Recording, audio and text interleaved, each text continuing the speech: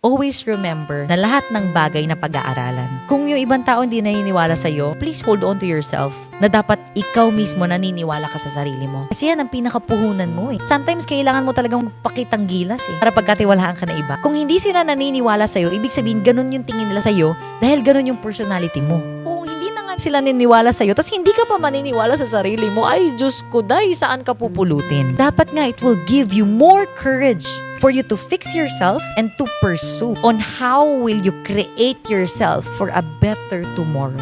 Yun ang mindset ko eh. Pag may taong hindi naniwala sa akin, hindi ko siya i-blame. Baka kasi yun talaga ako. Pero this time around, I will be more motivated. Yung pala yung tingin sa akin ng environment ko. OMG, I need to fix myself.